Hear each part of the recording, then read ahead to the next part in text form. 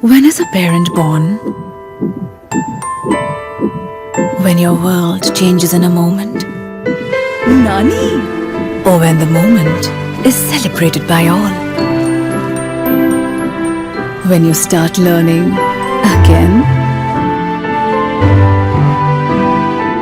Or with a new role?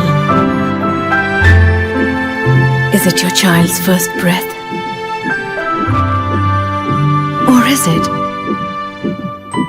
just a feeling?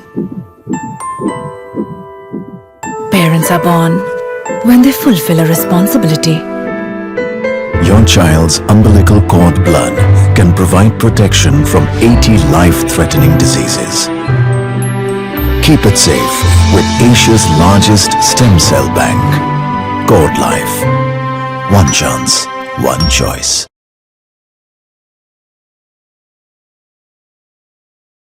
Hi everybody, a very warm welcome. Thank you for joining us on this Sunday afternoon, taking your precious time and attending this webinar on pain management and labor. Before I actually begin, I would like to ask you just take a couple of minutes. Please make sure that you're comfortable, you have enough pillows. I'm sure you've already had your lunch, but if you haven't, then grab your plate so that you don't get hungry. Keep a bottle of water next to you. If your husband is at home, make sure that he's joining you for the session, because after all, the baby is for both of you, and labor management can require all the support possible that is there. So visit the washroom, get that water, make sure you have your food, make sure you're comfortable, and we will get started with you in just a couple of minutes. So take this 2 minutes and get yourself organized. While you're getting all of that organized, just a couple of things that I would like to share about how the webinar works. We have kept all of your microphones on mute. You will not be able to speak during the session because we are recording the session. And the big advantage of that is that this recording link will be shared with you after the session. So you can review, revise, recap all of the content that we have shared with you. But of course, I'm sure you're going to have a lot of questions. So we will be opening the floor to questions once the session is over. There is a question box on your dashboard that you'll be able to see in the GoToWebinar dashboard. Please put all your questions there, and I'll make sure that I answer all your questions before we close the webinar today. All right. So just take that last 1 minute, get yourself organized and ready, and then I'm going to get started with getting this session rolling. All right. Wonderful. Thank you, mommies and daddies, for joining us. I will get the session started. You're going to see a lot of me in the second part of the session. But before I get started talking about myself, I would like to welcome Dr. Kasi. He is from Conceive Fertility Hospital, and also Cordlife, who has helped us to organize this session. We would also like to say a big thank you to Dr. Kavitha, who is in an emergency and is giving birth to a baby. I mean, she's helping to give birth to a baby, so she's not able to come into the session. But thank you, Dr. Kasi. Thank you, Dr. Kavitha, for giving us this opportunity to speak to all the mamas. I don't need to give any more introduction on Dr. Kasi because I'm sure all of you are well versed with him. So without wasting more time, I'm going to hand the mic over to Dr. Kasi, who will address the audience. Welcome, Dr. Kasi. Thank you for your very valuable time. Thank you very much. Thank you. So just a brief introduction about myself. Anyway, thank you for your introduction. So that was very kind of you. My name is Dr. Kasi Sellappan, and I train in the United Kingdom in Obstetrics and Gynecology. And at the moment, I'm a consultant in assisted conception at Conceive Fertility in Bangalore. So first of all, I'd like to thank Cordlife for organizing this educational event on the Sunday. And the next thing is, as you all already know, Ms. Shivlani is going to be talking about pain relief and breathing exercises. And she is a certified pregnancy and postnatal consultant. So I'm also eager to hear from her in terms of pain relief management in labor, because there are various modalities on how the coping mechanisms work out in a human when they get into labor, of course. So I'll just hand over the mic to her as of now. So let's give a head start to the program. And over to you, Dr. Shivlani, or Ms. Shivlani. Thank you. Thank you so much, sir. That was really quick. I would have expected you to speak a few words. Right, I don't mind taking questions if at all anything comes on the way. So I'd like to listen to you as well. So that's why I don't want to be taking much of your time today. Okay, absolutely. So the questions we'll keep to the end, because sometimes what we've seen is that we have such a cascade of questions that if we start with the questions, we never get to the main session.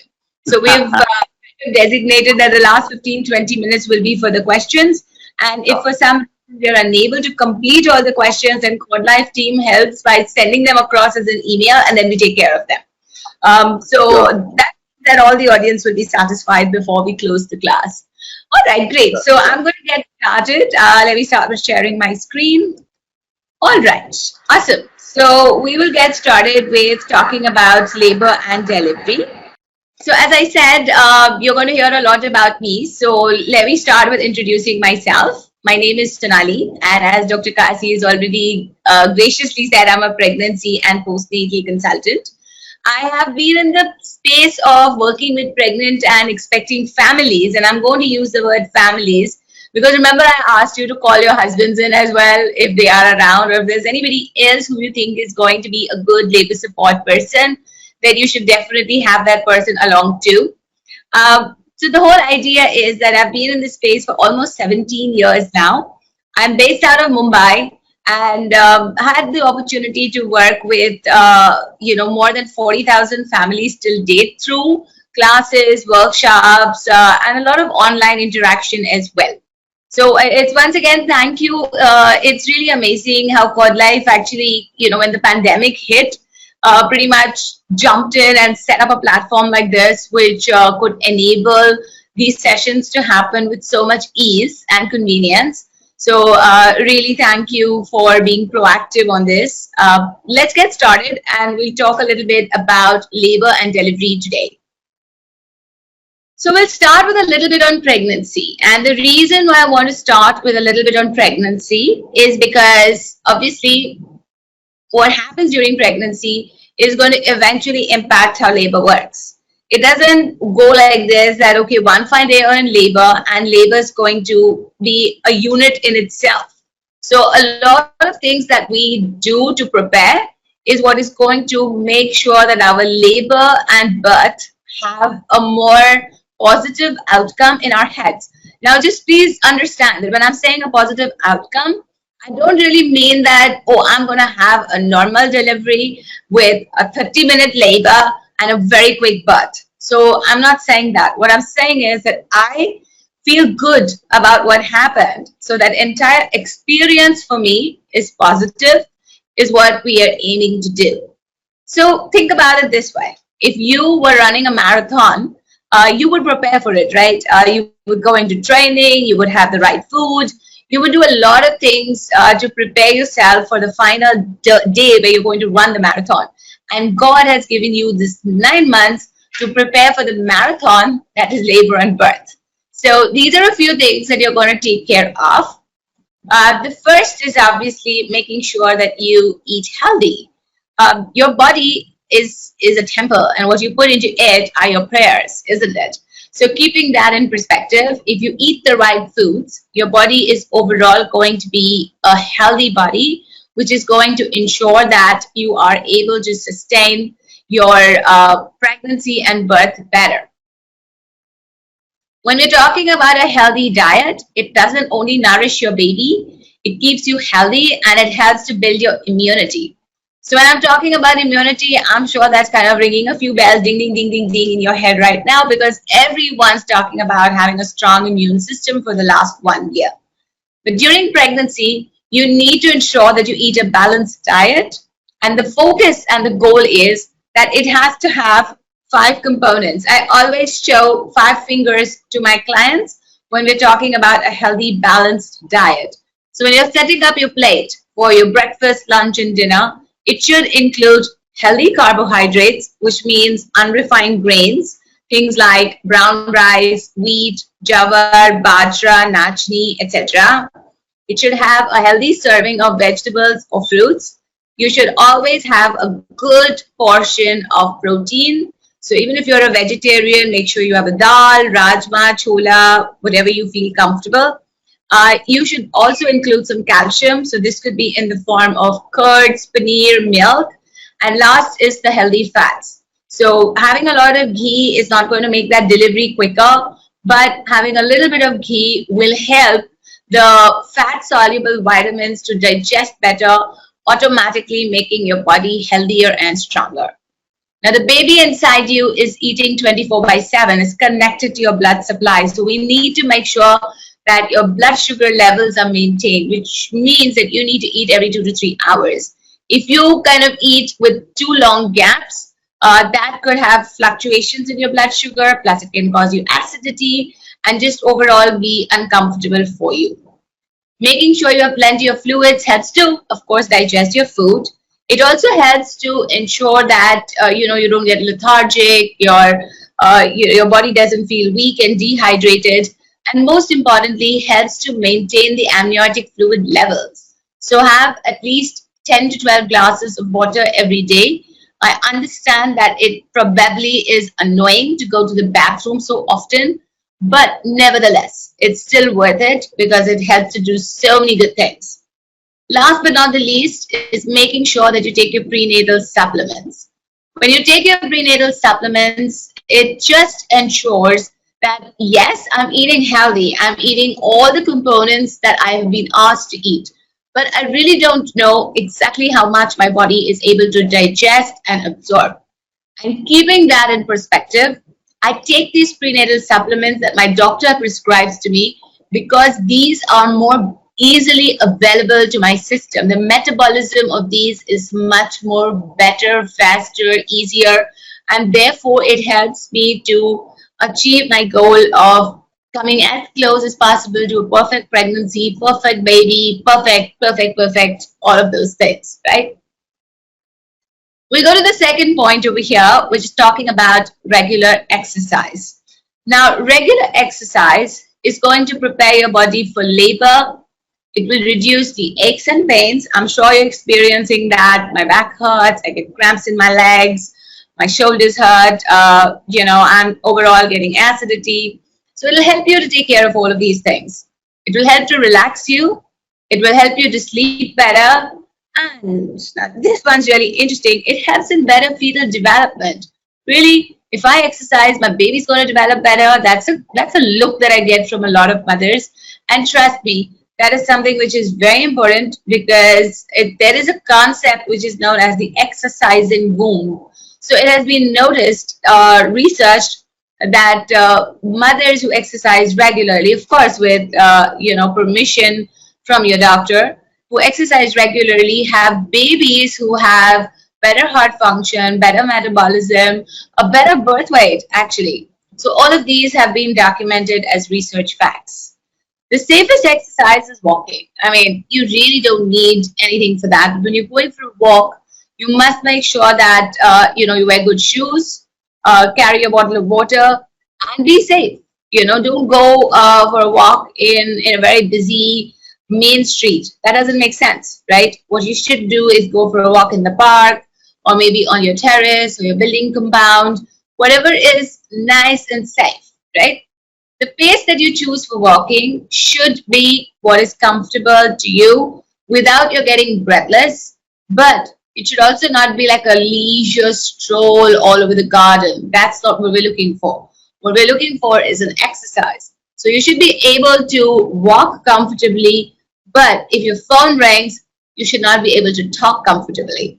That's the goal. So there's no fixed speed, pace, steps, kilometers that I would mention over here. But if you can achieve a good walk for about 30 minutes, then that's considered to be a good amount of exercise on a daily basis. You can also include some antenatal exercises, some prenatal yoga, but it's a good idea to take these up under guidance. And the good news is that there are a lot of online classes available now. So you don't even have to step out of your home. I mean, COVID's really taught us a lot of things. I have been doing online classes since 2013. But because of COVID, it's kind of just escalated to a different proportion altogether. So definitely antenatal exercises are now a possibility for every mother because she can take them in the comfort of her home. It's also important that you include some breathing exercises in your routine as well. Just for guidance, this image shows you some simple birth preparation exercises. So the first picture that you can see is a mother doing squats. And, this is something which is very simple, very, very easy to do. But of course, definitely, again, you should have permission from your doctor.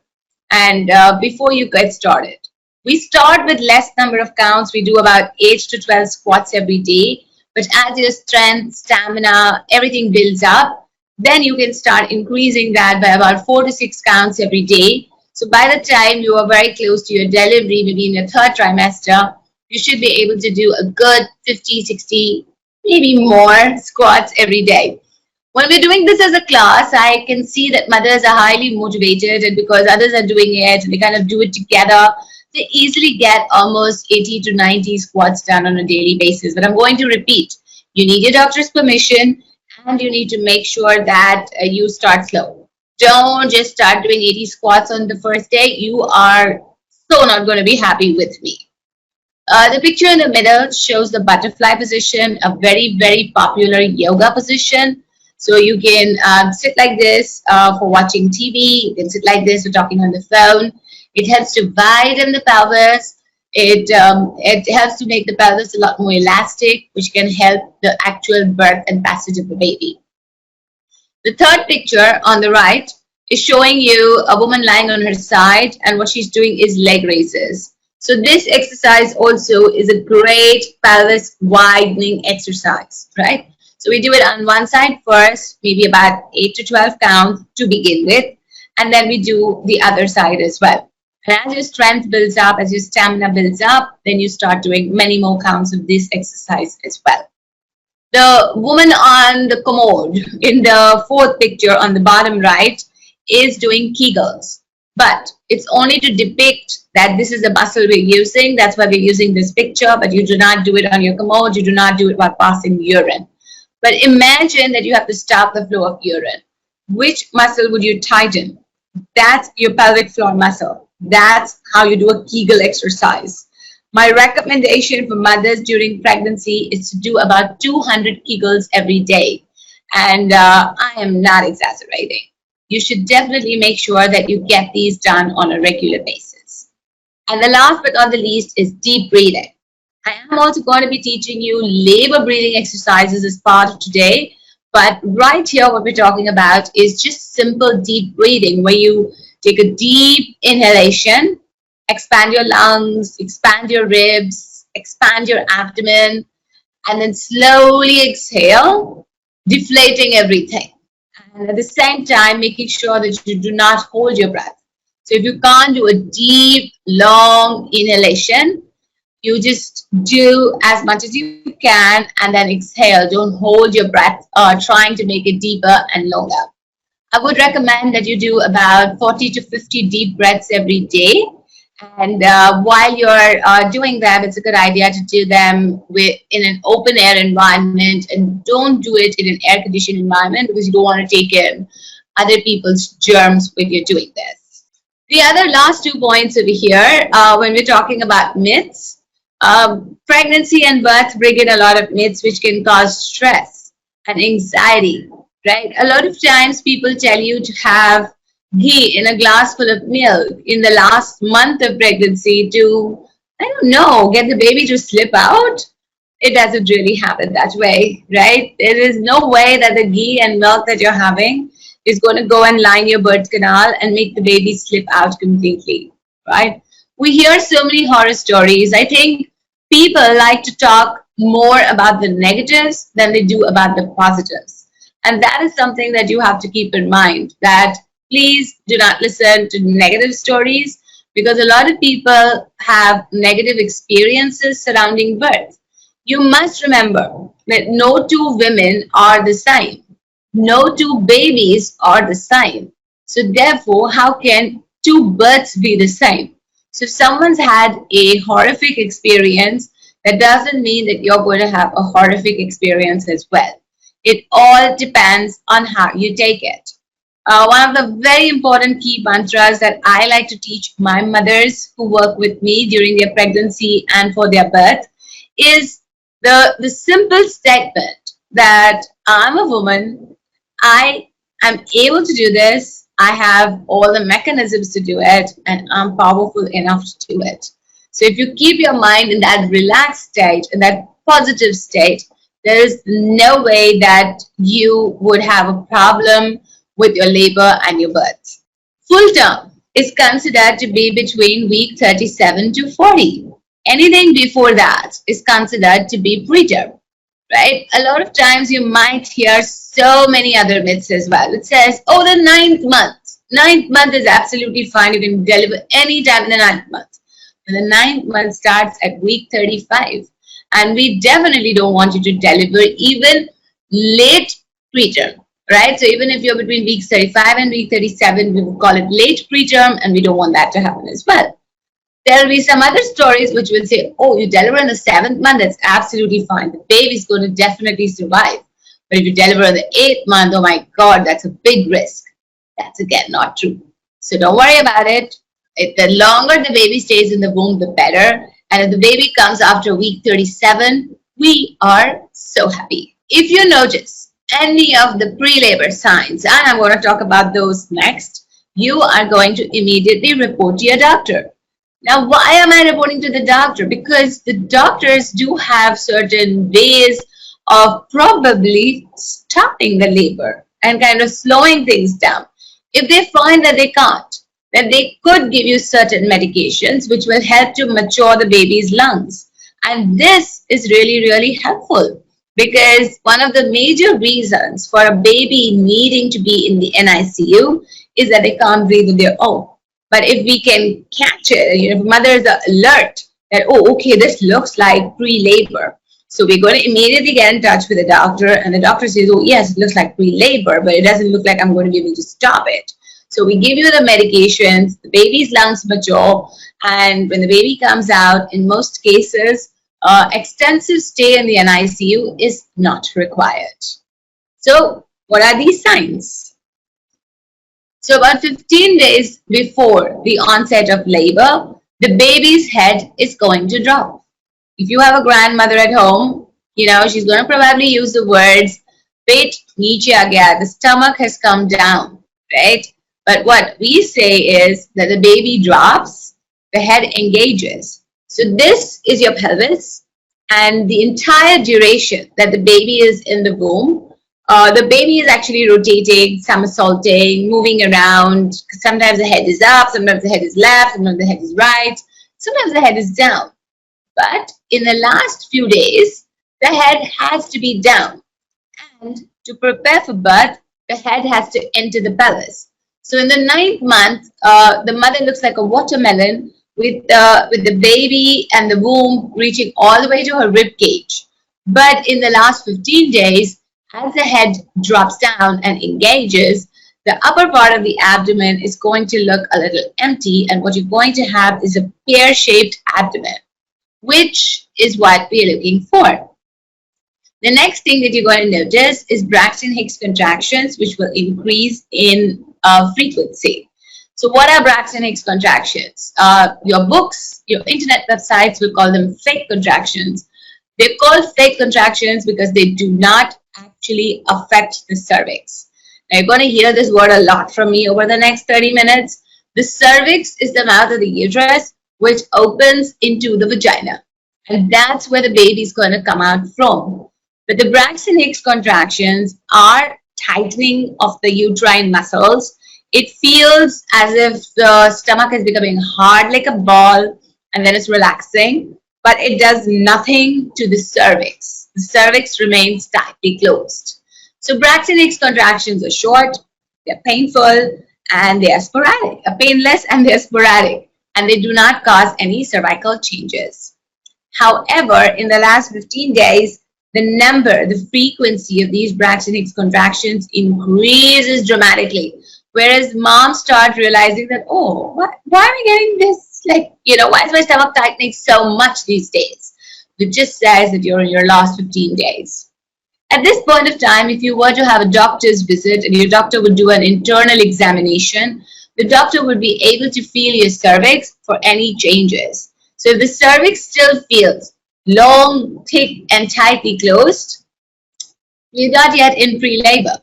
But if the cervix now starts feeling shorter, kind of a little softer, and a little bit more pliable, then we say, okay, it looks like this mom's going to go into labor in the next few days. So doctors can ascertain this when they do an internal examination, when you're going in for your checkups, especially in the last few weeks of pregnancy. About 48 hours prior to labor, you will experience, so your vaginal discharge increases in the last few days, but in the 48 hours prior to labor, you might notice a lot of mucousy discharge, which is also stained with blood. So it's called the mucus plug and the bloody show. So if you have a little pinkish, brownish staining on your underpant in the last 48 hours, it's considered to be fairly okay. If you have loose motions, so you might find that you're going to the bathroom often, you are passing runny motions, maybe frequent motions, every time you eat something, you need to visit the bathroom, that's probably a pre-labor sign. So if you kind of start seeing something like this in the 39th week, 38th week, be happy, right? Because you're full term. And if you were to see something like this in the 32nd week, then be really worried. You might start getting intense spasmic back pain. I know you're looking at me like, is she ridiculous? Because I already have so much back pain. The back pain that you have now is a dull back pain. When you change position, when you rest, when someone gives you a massage, it pretty much settles down. But this back pain is going to come, it's going to be a strong spasm, and then it'll be gone. And then you don't feel anything. So that is completely your pre-labor sign. And in spite of all of this, can you believe it? You have high energy levels. And this is what we kind of, say is part of being a woman, where instinctively that, okay, I'm really going to need a lot of my stamina now. So your body gives you that extra energy to cope with what is going to happen. If you feel like cleaning up the house and cooking up a storm, yeah, you might want to conserve your energy a little bit because you definitely are going to go into labor sometime soon. When labor starts, it actually is regular contractions. Your Braxtonix contractions were sporadic. This is regular. It's going to have like a pattern, right? It feels like period cramps. It feels as if, you have those cramps that your periods give you, especially on the second day when they are the most intense. The frequency and the intensity can go on increasing. That means they come closer and closer together and they become more and more difficult to manage as labor progresses towards birth. And one of the quick tips and tricks that I have to identify whether I'm really in labor or not is doing some activity. Now, what can I do? If I feel a contraction, it's like the middle of the night, maybe 3 a.m., and I decide that, okay, I think I'm in labor. Should I wake up my husband? Should I wake up my, mom? What should I do? The first thing you should do is get up and walk around. If you walk around and the contraction kind of disappears, you're probably in false labor. But if you get up and walk around and the contraction kind of becomes more intense, then you're probably in real labor. So try it out. At least, you might be getting contractions and they might be those fake Braxtonix contractions. So at least your husband will get to sleep. But having said that, even if you're worried or you kind of are not sure, it's worth it to go into the hospital and let a doctor check you to make sure that, you are in labor. And then if you are not, well, that's okay. You can always have a good laugh and come back and, settle back at home. It'll be one of those stories that you share about your birth as to how many times you made your poor husband go to the hospital on a false alarm in the middle of the night. Sounds fun, right?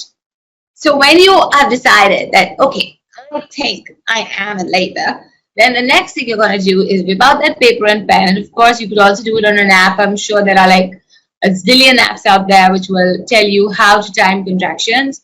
But I love the great old paper and pen route. So start writing down the contractions. What you record is the start time and the end time, right? Once you've recorded the start time and end time of a few contractions, you can make your pattern. So the timing, which is there from beginning to the end, is called your duration. And from the start of one contraction to the start of the next contraction is called your frequency. And in between contractions, there is a period of rest and relaxation, right? So when labor first starts, the duration is going to be really short, the frequency will be far apart, and the periods of rest and relaxation will be really long. But as labor progresses towards birth, the contractions are probably going to last for about 60 to 90 seconds, and the time difference between them, the frequency part could be just about 90 seconds. So we may have a very short period of relaxation. Ideally, you should go to the hospital when your contractions are regular and they're approximately 20 minutes apart. So once you've written this pattern down and you realize that your contractions are coming about 20 minutes apart, you should head to the hospital.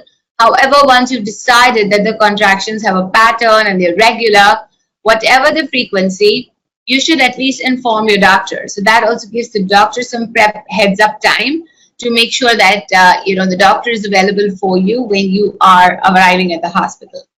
If your water bag breaks, so in 12% of women, the water bag will break before labor actually starts, and that's pretty okay. For most of the cases, about 84% of the women, the water bag will break during labor, so when you're somewhere midway. And there's a very small percentage that's left over there, which is the last 4%, where the water bag may just not break at all, and the cervix, which is the mouth of the uterus, completely opens, and then the doctor has to break open the bag of waters for you. If either of you are feeling nervous, if you're kind of biting your nails at home, pacing the hallways, and worried that, oh my God, what if something goes wrong? Then just go to the hospital. It's okay, right? It's perfectly fine. It's what makes you feel comfortable.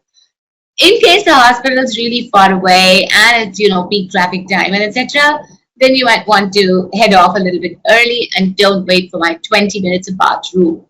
When you arrive at the hospital, the doctor is going to check you. And if it's false alarm, they'll send you home. If you definitely, genuinely are in labor, then you will be admitted. Now, your vital signs are monitored and the baby's heart tones are checked. This is something which will happen periodically during labor, just to ensure that you and your baby are doing well and the contractions are not troubling the baby in any way. Labor is then going to be allowed to progress naturally. Nobody really does anything unless an intervention is required. But in most cases, no interventions are needed. Labor progresses well and everything's all okay. Labor is divided into 3 stages. And the first stage of labor is when the mouth of the cervix is first going to become short.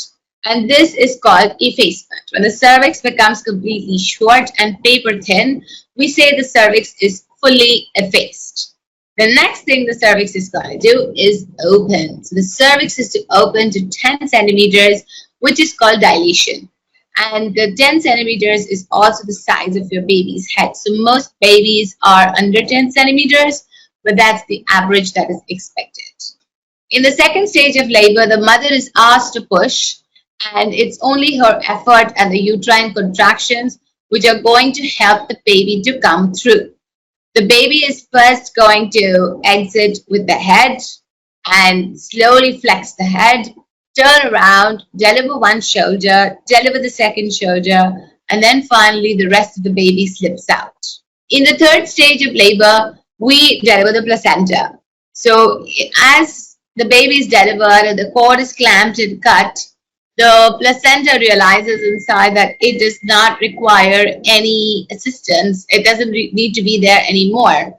And then, starts separating, detaching itself from the wall of the uterus and exiting. Now that we've understood what kind of, contributes to pre-labor, like, all the things that you should do during pregnancy, what are the labor signs, and what happens during labor. We should also understand how to manage labor. Please remember, stress is what causes pain. Therefore, the more relaxed a mom is, there is less stress, and hence there is less pain. The less pain that there is that a mom will experience, the faster her labor will progress, and therefore the best labor management tool is actually stress management. And then now it's time for some magic, right? So we're going to teach you some magic tricks which are going to help you to manage labor. So the first thing that we're going to do is we're going to avoid screaming. And to understand this just a little bit better, I would like you to do a very, very quick exercise with me. You're sitting at home, so you shouldn't really worry about your inhibitions. Okay, so just do whatever I'm asking you to do. So just sit back, relax, keep your eyes closed, keep your facial muscles completely loose and relaxed. And then now slowly tighten your jaw as if you were frowning. So do that. And when you do that, think about what happened to your vaginal muscles. Did you feel them tighten up? A little bit, I'm sure. The next thing that you're going to do is at the count of 3, we're going to scream loudly. Okay? Ready? 1, 2, 3. Did you do it? I'm sure you did not. So I'm going to do it one more time. Trust me, do it. You will feel the difference in your vaginal muscles. Let's try it. 1, 2, 3. Did you? I'm sure you did it this time. If you did not, please do it for sure. You will realize that when you're screaming, when you're frowning, when you're kind of, tensed, you're also tightening up your pelvic floor muscles. So it's a good idea to avoid screaming and shouting. It's really, really not worth it. Instead, we're going to breathe. But now the breathing that we did during pregnancy to help to build the lung capacity, tone the abdomen muscles is not going to be enough. We need to do some labor breathing. And I would strongly suggest that during pregnancy, you should practice this on a daily basis once you enter the 3rd trimester. So that will help to make it perfect because it'll kind of become like second nature for you, right? So let's try this together. Close your eyes. You can place one hand on your chest and place the other hand on your abdomen like shown in the picture.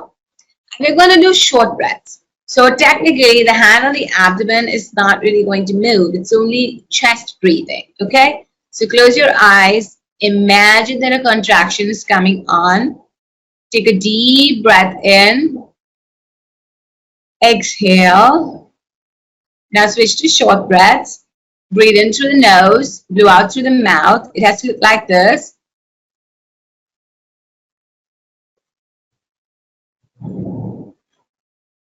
Keep going. A labor contraction can last for about 60 seconds. I'm going to do about 30 seconds. I won't take you through the whole 60 seconds because this is a practice run. Keep going. And you can feel the contraction disappearing. So take a deep breath in and relax. Remember in my contraction chart, there was a period of relaxation where there is no pain, there is no contraction. So this is the time when you are going to just relax and you're going to be positive and you're going to ignore everybody around you. You're just going to be within yourself and loosen yourself out. Just relax and breathe normally. And you're going to feel another contraction coming on. So take a deep breath in. Exhale. Breathe in through your nose. Blow out through your mouth. Make it short breaths only to the chest. And you can feel the contraction disappearing. So take a deep breath in and relax. Now what are you going to do? When you reach the 28th week, you will keep a clock in front of you and you will practice this 5 times every day. So 1 minute of contraction breathing, 1 minute of relaxation, followed by 1 minute of contraction breathing, 1 minute of relaxation. If you also give yourself the auto suggestion that, okay, my contraction is coming on, I need to manage it, I'm going to focus by breathing, all of that, that's going to be really, really helpful. The next thing that you're going to do is you're going to visit the bathroom. Now, when I say visit the bathroom, remember you have that loosies and a little bit of diarrhea before labor starts. So the rectum is emptied out. But as you can see on this picture, the birth canal is right in between the rectum and your bladder.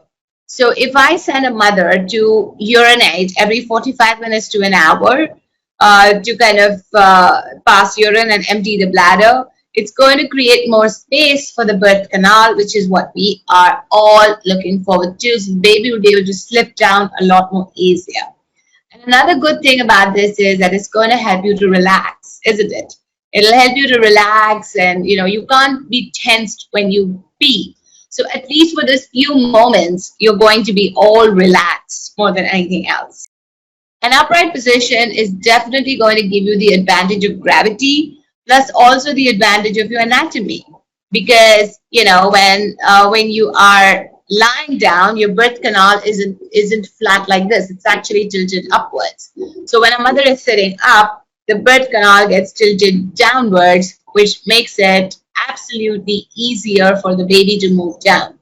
That doesn't, of course, mean that you have to sit all the time or stand all the time. You can definitely lie back and rest and take breaks, but do sit up for certain durations on and off during your labor for sure. Very important is movement. Think about it, if you have a pillow at home and you've got a really tight pillow cover on it, how do you get that pillow out of the pillow cover? You shake it, you wriggle it, you pull it, you tug it. You don't just hold it there and wait for it to drop out. You're going to be standing and holding that pillow for probably the whole day. So the same thing happens during labor as well. The baby's the pillow, the uterus is the pillow cover. Don't just sit on your bed and wait for the baby to drop out. Maybe walk around, maybe do some squats, maybe do some lunges. Hey, maybe you could also just do a little dancing. So that can be a lot of fun too. Massage during labor is something which is very, very helpful. And especially if it's done by a loved one who can kind of, do the strokes which you enjoy, that can help to release good oxytocin, which will help to speed labor along. And it will also help to relax you. So then that's like, killing two birds with one stone. And well, the third one is probably getting your husband to do the massage. Isn't that so much fun, right? So some of the areas where massage can be very welcome during labor in firm strokes is the lower back, because that's hurting. You have those intense spasmic lower back pains. So the back could be hurting. You could get a massage on your neck and shoulders, which will help to relieve any tension, because when we are tensed and we tighten ourselves up, we kind of tighten up this area a lot. Some mothers even like their bellies massaged, but then you can't do a very firm massage in the belly. You have to just do gentle strokes, just like effleurage on the belly. These are some natural pain relief ideas where, you relax. So whatever works for you, in terms of relaxation. Sometimes you could take a warm shower. Sometimes you could get a massage. You could practice your breathing exercises. You could, maybe just chant some mantras, watch your favorite TV show, which could be a sitcom. So those are all your diversion techniques. You could practice imagery, kind of imagine certain scenarios, imagine certain positive things, imagine holding your baby, imagine the baby's features, imagine yourself on your honeymoon, your favorite holiday destination. So all of these things can help to distract you. See, there's going to be nothing which distracts you for the entire labor. But even if you can distract yourself in small pockets, that can be really, really helpful, because you would distract yourself and then stops working that distraction, and then you have to try something else. So you have this whole bag of tricks with you, which you can then start using to help manage your labor pains. As far as eating and drinking during labor is concerned, you should always check with your doctor. Many mothers worry that, oh my God, labor is going to be like 12 hours, 16 hours, and I'm not allowed to eat or drink. Is that okay? So check in with your doctor. If pregnancy is all fine, and if there's still time for you to deliver, your doctor will probably allow you to eat light meals, right? Because if you eat large meals or you eat too heavy, it may cause vomiting. And in case, emergency surgery is required, then that's not going to be very conducive. Sipping on water or sucking on ice chips can help to keep you hydrated and cool. So that's something which is very, very helpful during labor. And then, of course, there are those little bits of high energy foods. This is the one time that I give some sugary recommendations like glucose water, sweets, toffees, glucose biscuits, or even some small pieces of chocolate. So don't go overboard because your doctors are not going to be very happy with a mother munching away on chocolates and bars of chocolate. So it's just a little bit. It's just a little teeny tiny bit to give you that little sugar rush, which can give you some energy for the next 15 minutes to half an hour. There are some medical pain relief options as well. And for mothers who have really long labors, an epidural analgesia can be really helpful. You should sit down and discuss this with your doctor. A spinal block is used for a surgical birth in most cases because it gives complete pain relief. And Antonox is laughing gas, which is available in some facilities where you get like a very temporary relief. So if it's just for a short duration that you're looking for pain relief, then you could look at Antonox as an option as well. A surgical birth can happen in two situations. One is if it's planned. So those are pre-existing conditions, maybe a twin pregnancy, maybe a placenta which is covering the mouth of the uterus.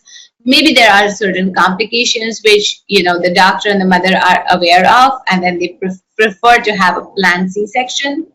Some conditions which are unplanned and occur during labor could be that the cervix does not dilate. Maybe the baby does not move down. So we're nicely talking about the baby moving down, the head moving through the cervix, through the birth canal and rotating and all of that. That doesn't happen. Maybe the baby's heart rate fluctuates erratically, so there's fetal distress.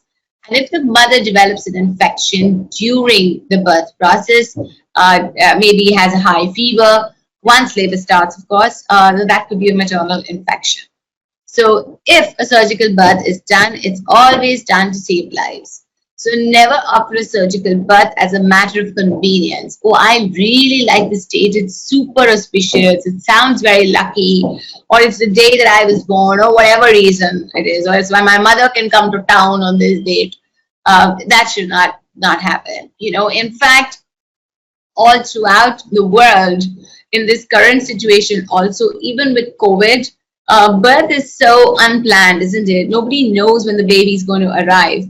So for all other hospital procedures, the COVID test might be something which is required, but if a mother goes into labor, a COVID test is not mandatory. And this is something which is, in India as well. So don't really think of,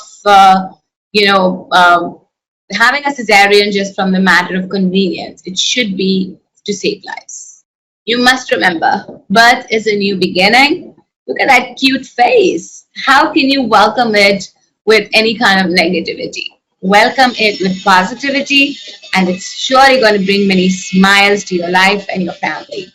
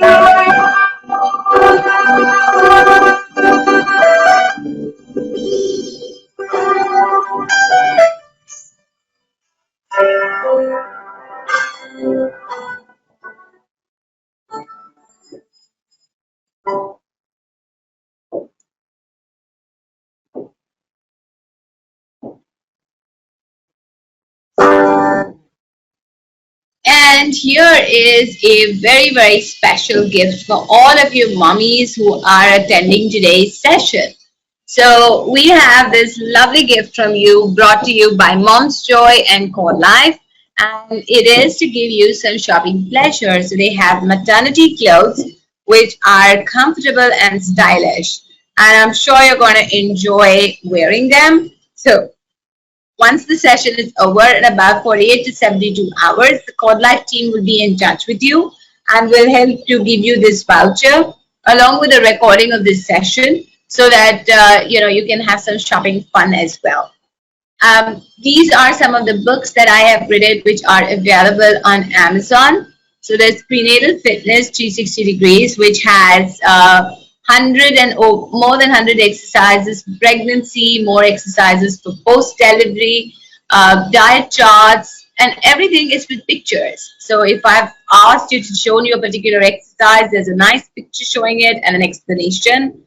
There is a book called Parenting Mantras, which is all about common concerns that new parents have, from things like breastfeeding to toilet training to temper tantrums. All of these are covered here. And then we have a Super Mom's recipe book, which is for when your little one starts eating food. I'm going to keep the floor open for questions now, but I've put my personal coordinates here on the screen for you. So you have my website, my Facebook handle, my Instagram handle. I would love for you guys to follow me there. And then I also have a YouTube channel, which is called The Pregnancy Coach by Baby 360 Degrees. We also have a group on WhatsApp, which gives free pregnancy tips every day. So if you'd like to be added to the group, then that's the phone number that you can send a message to, and somebody will add you to the group. Remember, it's only a tips group. It's not a Q&A group, okay? I've also given you the phone numbers of the Cordlife team here on the screen. So make sure that you note these down, please. So you have a calling number, you have a WhatsApp number, you have a toll-free number, and you also have an SMS number.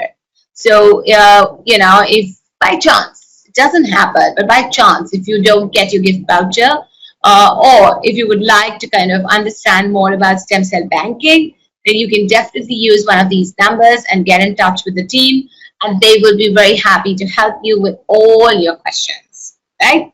So thank you so much. I'm going to now open the floor to questions, and then we will close the session in just a little bit. Just give me a moment. So audience, Dr. Kasi is also still with us. If you have any questions, please put them in the question box. But while I'm waiting for the mother's questions to come, Doctor, I'm probably going to, ask you to answer a few questions that, yeah. So, yeah, absolutely. Thank you so much. So while they are thinking up their questions, we'll use the time to also chat about this. So, Doctor, what do you think could be some of the things that mothers could do during pregnancy? I know I spoke about a lot of things, but from the medical side, would you recommend something that mothers can do to prepare themselves? Okay. First thing I would say is just be themselves, as simple as it is. All right. Because I have a lot of questions which come from my patients in terms of what can I eat? What can I not eat? Quite a lot of questions, and there are lots of myths which get passed on from grandparents or the neighbors. Advices are always free, so that's how I put it.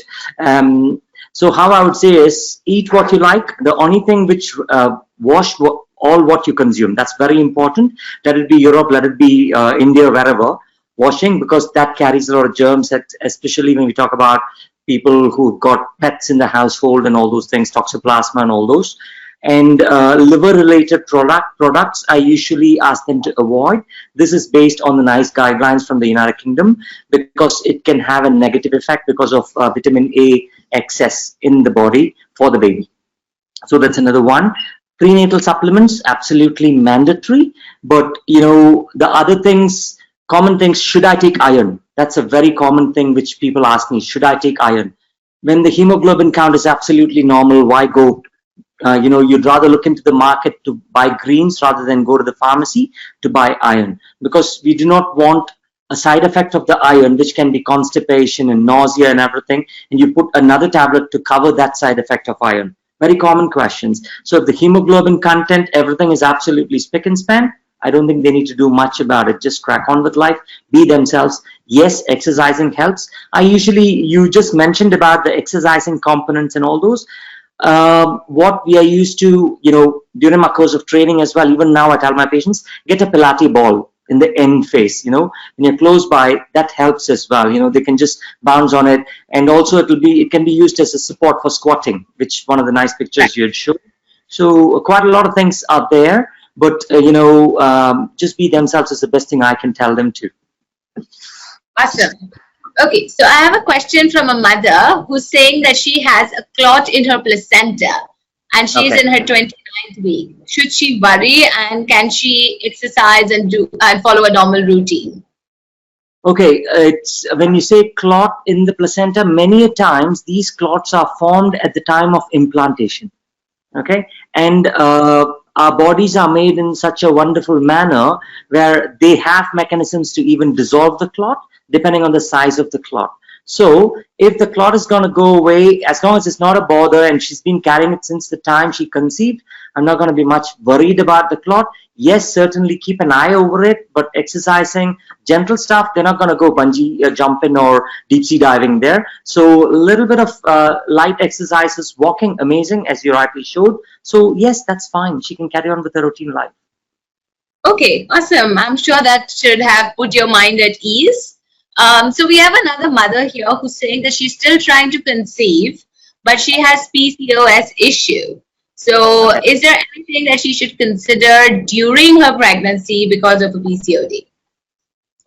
Not really, no. Because PCOD or polycystic ovarian syndrome as well, there are two variants of it, because that comes into my area of remit, which is assisted conception.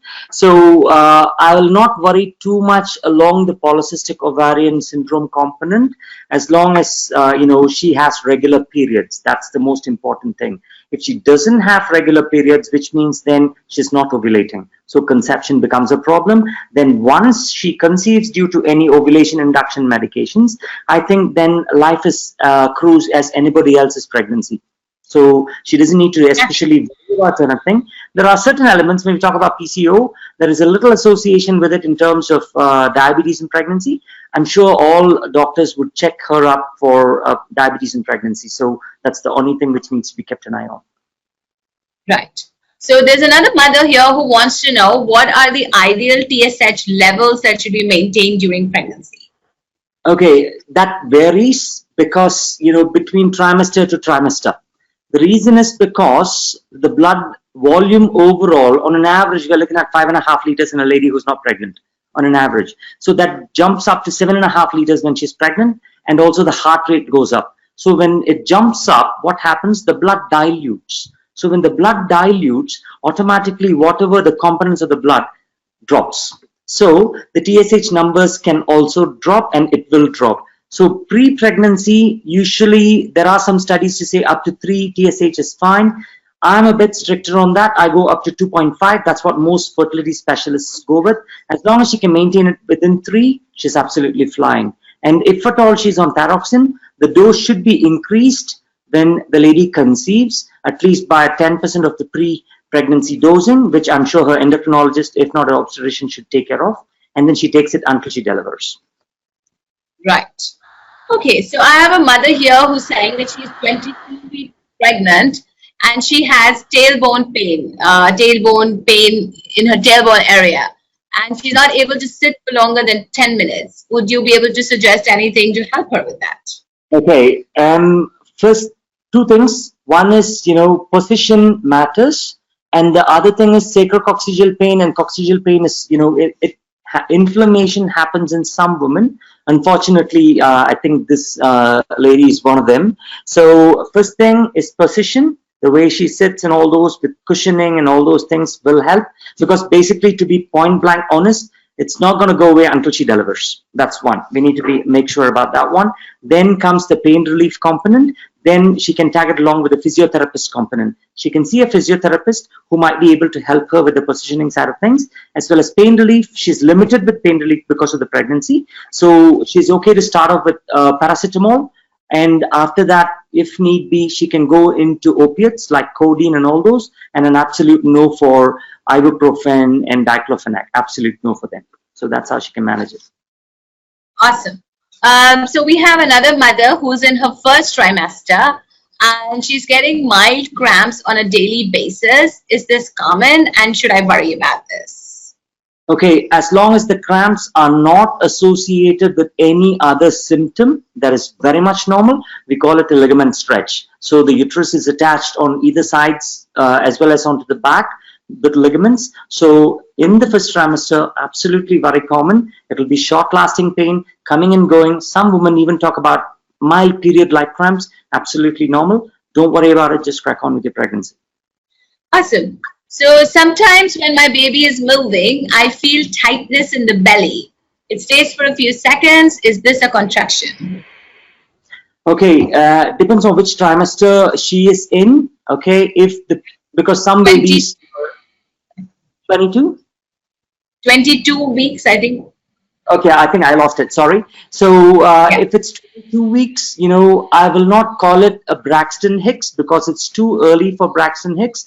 Yes, if the baby is given a hard kick, yes, the mom feels it that way because some babies are bound to be football players, I must say. So, but I'll not worry about the contraction because when you rightly said so, contractions in terms of labor, they will be, we need to look at the frequency of them, how long do they last, the regularity. If this is not there, a random tightening, I'm not, worried about it. I'll just crack on. That's about it.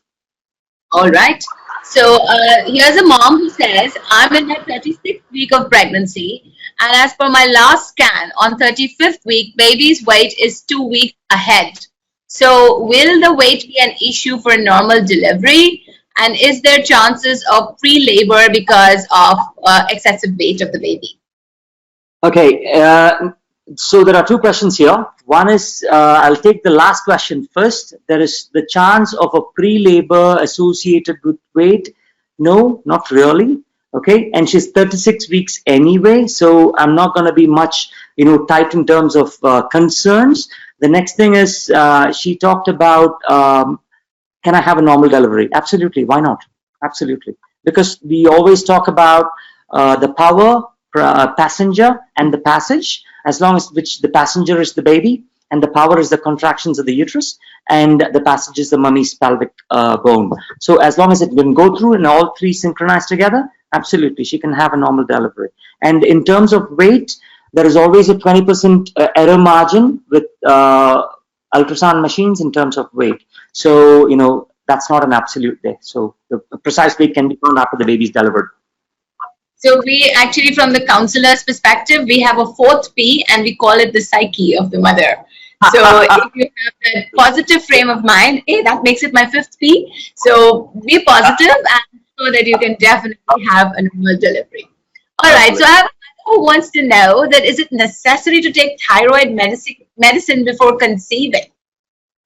Not in every lady, unless there is, an underactive thyroid, they'll need it. Because it is proven by evidence to say that there is an increased risk of miscarriages in women with an underactive thyroid, as well as it's associated with fertility problems. But if they've got a normal, TSH and everything, I'll not be much. No, they don't need to take it. Right. So I think she's added on another question later. If the TSH is greater than 2.5 before I conceive, do I need to take thyroid medicine? Okay, if it's going to be 2.5 to 3, I'm still okay with it.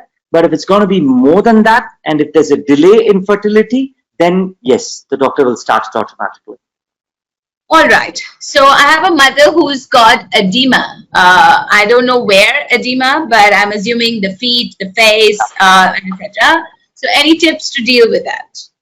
Okay. About 20% of the pregnancies, edema is common. So the only thing is, the common thing which they say, it happens later part of the day because of her routine walking about and maybe a stressful day, I don't know. So I'd say just put your feet up. So that's the first thing. Next thing, when it comes closer, maybe after 28, 24 weeks, even after 24 weeks, If it is going to happen, it's always not a bad call to check it with your doctor. Make sure your blood pressure is normal. Make sure that you get your urine checked for proteins, and make sure that your liver function is normal, because edema can also be one of the signs of preeclampsia, which is a condition associated with high blood pressure in pregnancy and small babies. So it's always worthwhile getting it checked out if at all that's the case. Absolutely.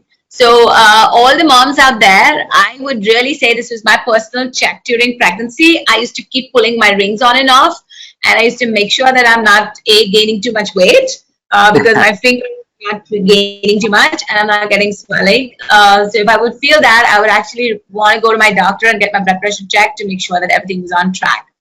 Okay, there's a mother who has varicose veins and she wants to know if it's going to affect her pregnancy. Okay, varicose veins, quite not uncommon in pregnancy because of the pressure on the baby. The pressure which the baby puts on the mummy. That's how I can put it. So usually they resolve automatically after delivery. It doesn't hinder pregnancy unless the varicose veins are somewhere closer to the vaginal area or the perineum. Then the doctor should be quite cautious, which I'm sure the doctors will take care of, because if they pop, then they can bleed a bit. So it's not going to be a real problem if it's not around the perineum. Even if it's in the perineum, you can just keep a close eye on it and they can have a normal delivery. That's fine. Awesome. So I have a mother who is in the 7th week of her pregnancy and is showing a BMI of 28. And she wants to know if it's a cause for concern.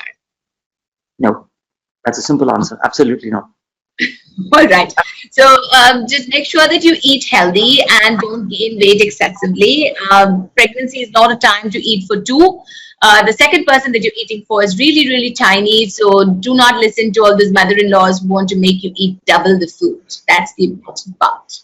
Okay. Could you know? There's one thing I'm going to add here. There are a lot of questions going around medication, the thyroid doses, and etc. So mothers, this is a generic forum. We're not doing prescription and diagnosis here. So we're not going to answer dose-related questions, the duration of the medications, and etc.